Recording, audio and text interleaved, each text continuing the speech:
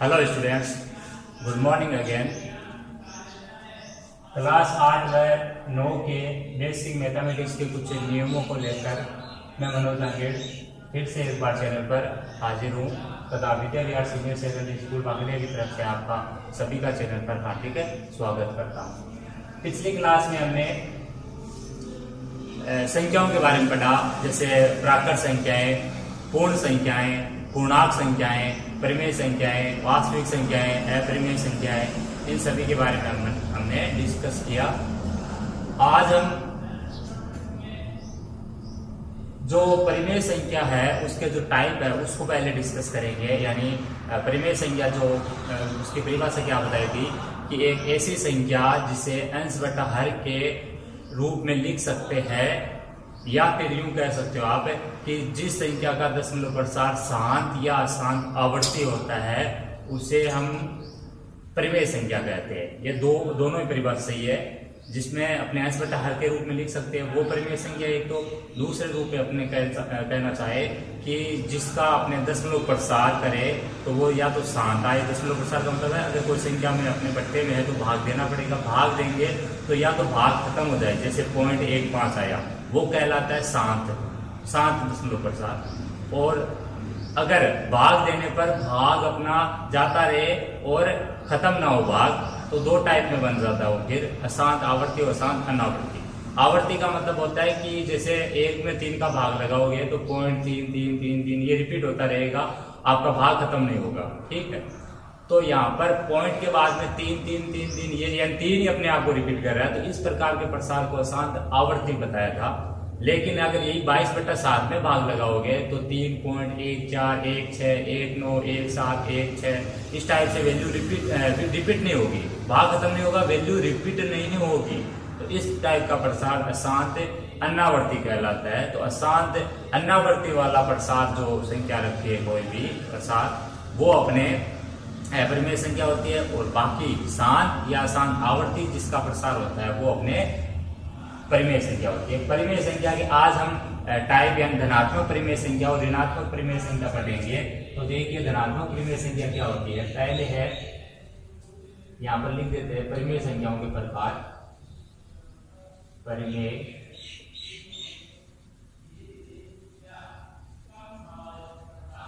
संख्याओं के प्रकार। तो परिमेय संख्याओं के प्रकार में है हर धनात्मक परिमेय संख्या,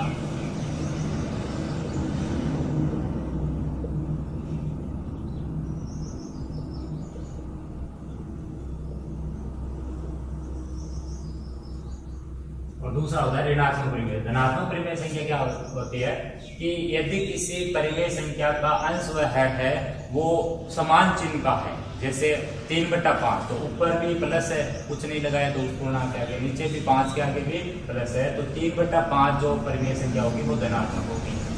या ऊपर -3 नीचे -5, तो दोनों के चिन्ह माइनस माइनस फिर वो सेम। ठीक है, तो वो भी कैसी परिमेय संख्या, धनात्मक परिमेय संख्या। तो इसकी परिभाषा क्या बनती है कि एक ऐसी परिमेय संख्या, ऐसी परिमेय संख्या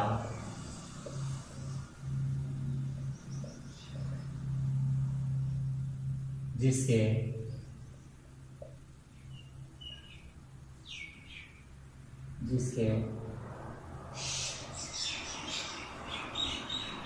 अंश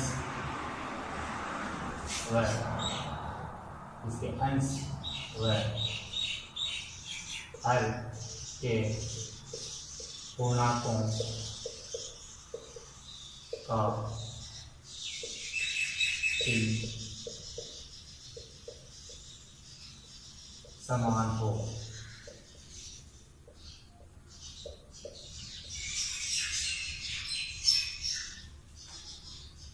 एक ऐसी परिमेय संख्या जिसके अंश व हर के पूर्णांकों के चिन्ह है वो समान हो, उसी धनात्मक परिमेय संख्या कहते हैं। जैसे एग्जांपल के लिए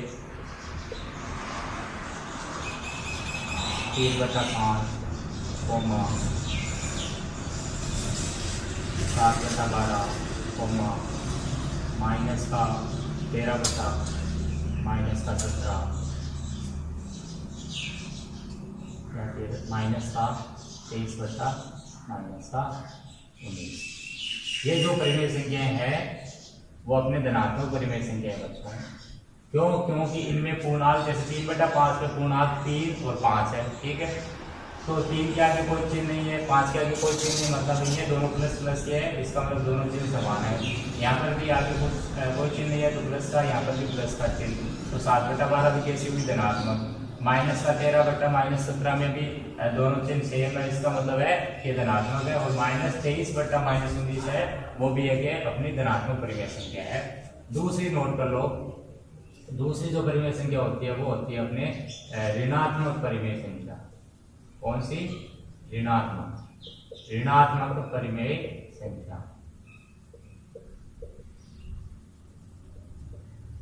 तो ऋणात्मक परिमेय संख्या क्या होती है? ऋणात्मक परिमेय संख्या यानी एक ऐसी परिमेय संख्या जिसके अंश व हर के जो पूर्णांक होंगे, यानी परिमेय संख्या होगी तो उसमें अंश और हर दोनों होगा। तो अंश और हर जो है वो पूर्णांक संख्या होती है दरअसल। तो अंश और हर वाले जो पूर्णांक उनके चिन्ह विपरीत होंगे। विपरीत का मतलब है एक का प्लस होगा तो दूसरे का माइनस, या एक का माइनस हो तो दूसरे का प्लस होगा, वो विपरीत साइन कहलाते हैं। तो इसकी परिभाषा आप लिख सकते हो कि एक ऐसी परिमेय संख्या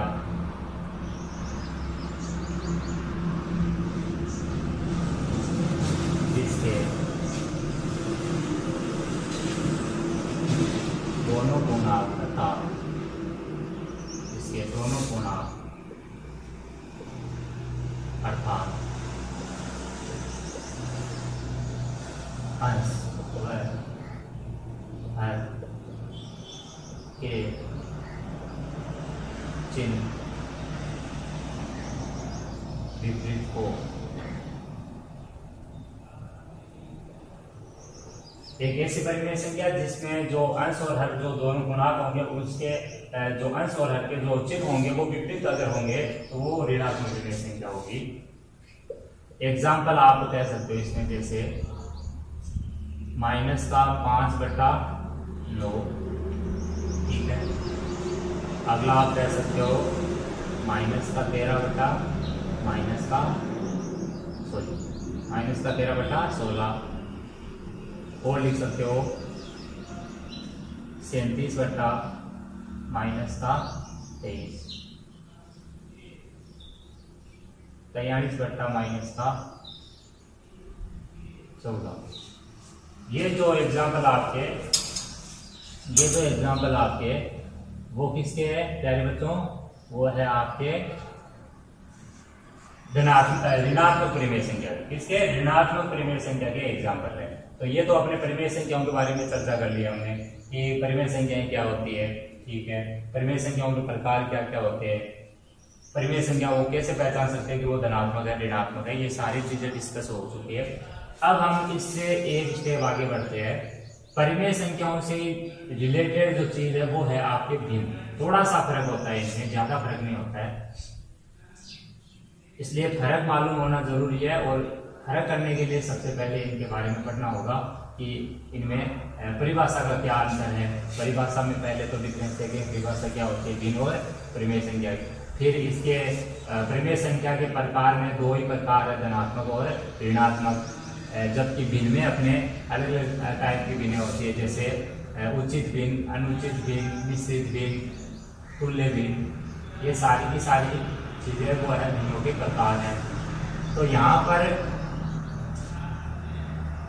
पर हमें परिमेय संख्या और भिन्न है इन दोनों को अच्छे से समझना होगा ताकि आगे गड़बड़ ना हो। क्योंकि सबसे पहले इनके बारे में पढ़ेंगे, फिर इनके ऊपर सवाल या इनके और जो नियम इनसे बनते हैं उनके बारे में डिस्कशन करेंगे।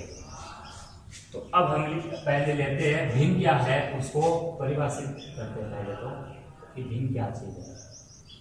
तो पहले तो आप भिन्न लिखिए। भिन्न पहले तो आप सुनिए अच्छे से कि भिन्न क्या है। भिन्न को समझने के लिए ऐसे समझिए कि मान लो आपके पास एक अलग अलग कलर किया हुआ पेज है ना। या यूं मान लो कि एक पेज है सिंपल, उसके 4 समान हिस्से कर दिए। कितने हिस्से? 4 समान हिस्से कर दिए। 4 हिस्से करने के बाद में आपने क्या किया कि उन चारों हिस्सों में अलग अलग कलरिंग कर दी, ठीक है।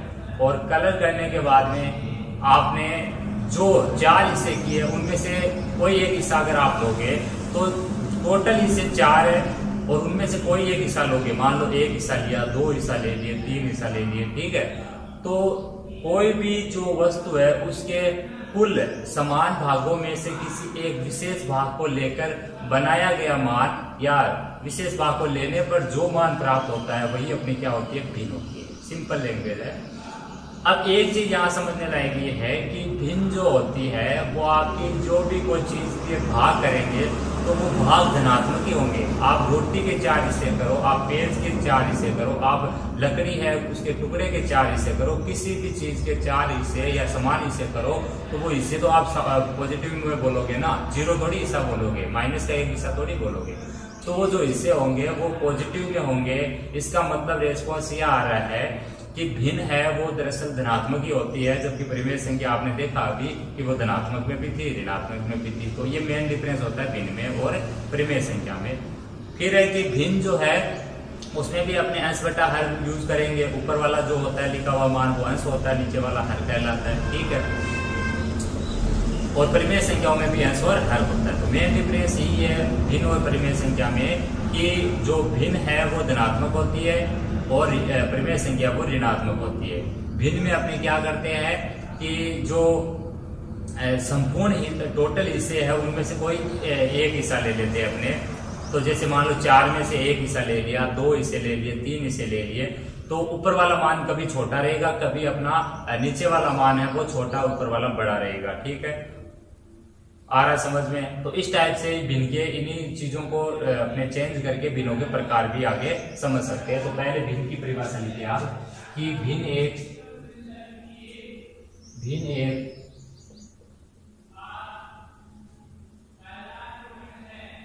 ऐसा मान है, भिन्न एक ऐसा मान है जिसमें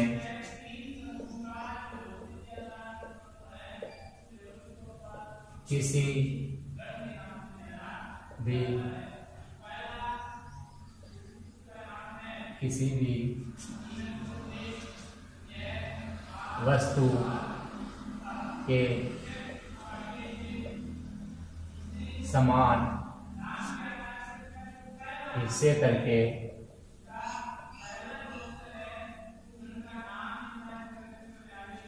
वस्तु के समान हिस्से करके किसी एक या एक से अधिक हिस्सों को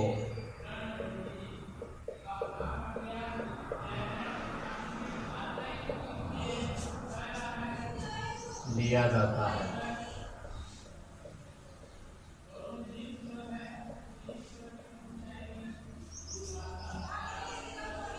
जैसे 3/5, 9/7,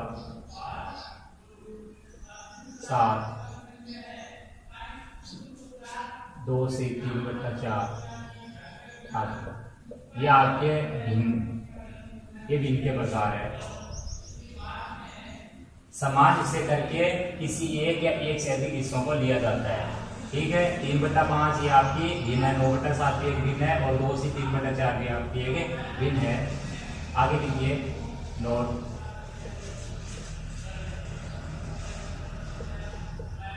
जो भिन्न होती है उसमें जो ऊपर लिखा होता है उसको अंश और नीचे वाले को मान लो क्या कहा जाता है? तो आप लिख सकते हो कि भिन्न में ऊपर लिखा मान अंश व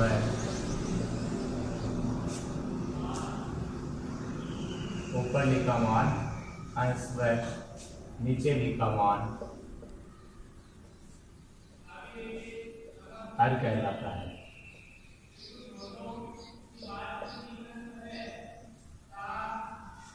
भिन्न में जो ऊपर लिखा हुआ होता है वो मान जो है वो अंश होता है और नीचे लिखा हुआ मान है हर कहलाता है।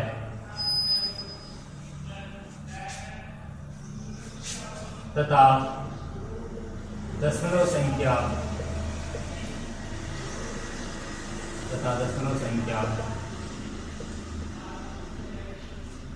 भी एक भिन्न को निरूपित कर सकती है।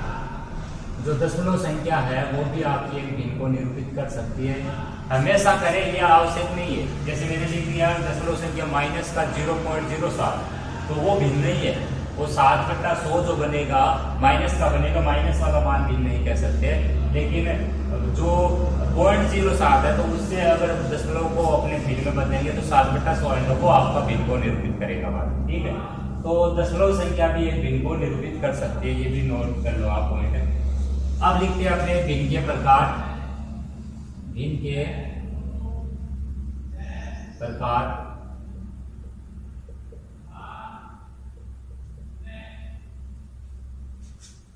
भिन्न के प्रकार में पहला है उचित भिन्न।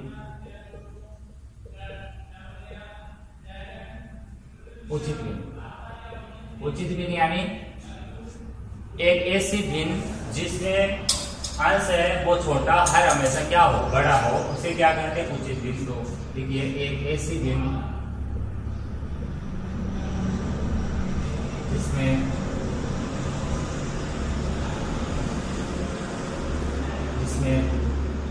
अंश सदैव हर से छोटा हो। अंश सदैव हर से क्या हो, छोटा हो। अर्थात अंश है वो क्या है, छोटा। छोटे का ये चिन्ह है। इधर अपने लिखते हैं तो इधर से लिखते हैं ना, लेफ्ट साइड से, तो लेफ्ट साइड से लिखा है तो वो छोटा है। तो ये जो यहाँ पर इसका तिकोना भाग होता है, इस चिन्ह का समीका का चिन्ह कहलाता है। तो तिकोना भाग छोटे वाली चीज को निरूपित करता है। तो अंश छोटा होता है किससे, हर से। अंश छोटा है हर से, ये कंडीशन बन गई। एक ऐसी भिन्न जिसमें अंश सदैव हर से छोटा हो, उसे क्या कहेंगे, उचित भिन्न कहेंगे। जैसे एग्जाम्पल के लिए आप कह सकते हो, जैसे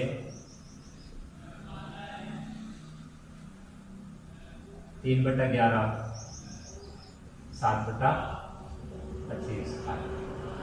ये आपके किसके एग्जाम्पल है, उचित भिन्न के एग्जाम्पल। अगला जो टाइप है भिन्न के प्रकार में वो होता है अपना अनुचित भिन्न। कौन सी भिन्न बच्चों, अनुचित भिन्न। तो अनुचित जो होगा वो उचित का विलोम है। तो उचित की जो परिभाषा लिखी है उसी का विलोम ही तो अनुचित की परिभाषा होगी ना। तो आप खुद बताओ अपने आप से कि अनुचित की परिभाषा क्या होगी। तो सीधी सी परिभाषा है अनुचित भिन्न की कि जिसमें अपने क्या होगा, इस चीज को उल्टा कर दो, जिसमें अंश बड़ा होगा और हर क्या होगा, छोटा होगा। तो 2 नंबर लगा के अनुचित भिन्न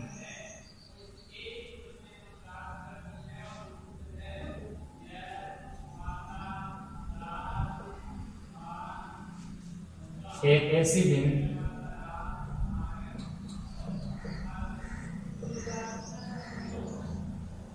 जिसमें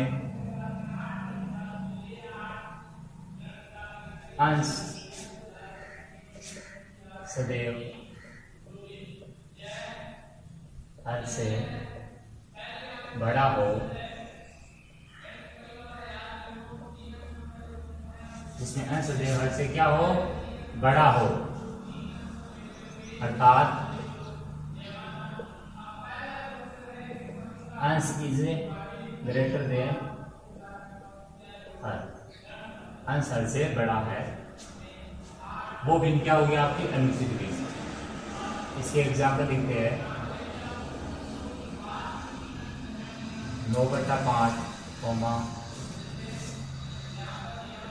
13/6। और भी एग्जाम्पल लिख सकते हो आप। सिर्फ अंश है वो पूर्णांक बड़ा होना चाहिए, हर वाला पूर्णांक छोटा होना चाहिए। आप कितनी यहाँ पे अनुचित भिन्न बना के यहाँ पर बता सकते हो, आप लिख सकते हो। अगला है अपने अनुचित भिन्न के बारे में, उचित हो गया, अनुचित हो गया। अब है मिश्रित भिन्न। मिश्रित जो होगी चीज वो अपने एक से नहीं बनेगी, वो बहुत सारी चीजों को मिलाने से बनेगी। और अपन ने अभी जो पढ़ा है वो दो टाइप ही पढ़े भिन्न के, उचित और अनुचित। इसका मतलब ये है कि अनुचित से और उचित से जो भिन्न बनती है मिश्रित, उचित और अनुचित के संयोग से जो भिन्न बनती है वो अपनी क्या होगी, मिश्रित भिन्न होगी आपकी। तो नोट कीजिए मिश्रित भिन्न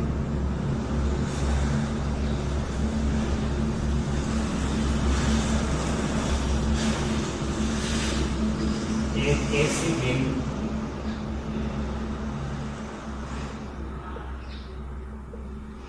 जो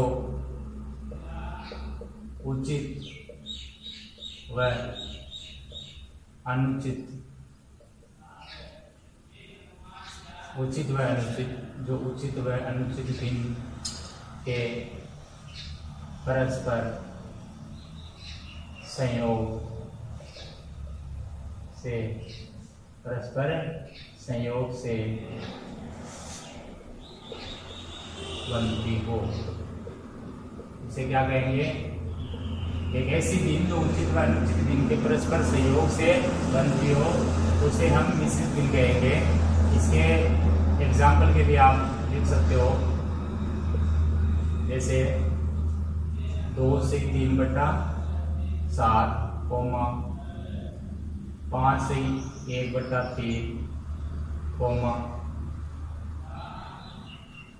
3 से 9 बटा 10 आदि। ये सारी की सारी जो भिन्न है वो कैसी है, अनुचित भिन्न है।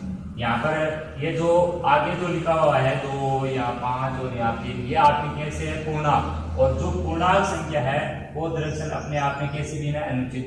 तो 7 वाली दूसरी वाली जो 3 बटा 7, 1 बटा 3, 9 बटा 10, वो कैसे होनी चाहिए, हमेशा ही हमेशा वो उचित ही होनी चाहिए। वो अगर ऐसे लिख देना 2 से 7 बटा 3, तो 7 बटा 3 को पहले आपको क्या करना पड़ेगा, उसको पहले बदलना पड़ेगा। किसमें, उसको अनुचित भिन्न को मिश्रित में बदलना पड़ेगा। मिश्रित में बदल के बाद में जो कंबाइंड रूप में बनेगी वो एक प्रॉपर मिश्रित भिन्न होगी, एक सही रूप में बनेगी मिश्रित भिन्न। ये ध्यान रखें आप, ठीक है। एक थोड़ा सा चीज और नोट करना आपको, वो ये कि जो अपने मिश्रित भिन्न है उसको आप, जैसे 2 से 3 बटा 7 है तो इसको आप क्या लिख सकते हो, इसको आप लिख सकते हो 2 से 3 बटा 7 को 2 प्लस 3 बटा 7। यहाँ 2 से 3 बटा 7, इसको पढ़ेंगे कैसे, पहले तो 2 से 3 बटा 7 को, यहाँ 2 से 3 बटा 7 को 2 प्लस 3 बटा 7, 2 प्लस 3 बटा 7 के रूप में लिख सकते हैं। इसी प्रकार आप 5 से 1 बटा 3 को 5 प्लस 1 बटा 3 व 3 से 9 बटा 10 को 3 प्लस 9 बटा 10 के फॉर्म में यानी रूप में लिख सकते हो। ठीक है, आज की इस क्लास में इतना ही। इस चीज को अच्छे से समझ के और कॉपी में नोट करना और याद भी करना है। ठीक है प्यारे बच्चों, धन्यवाद।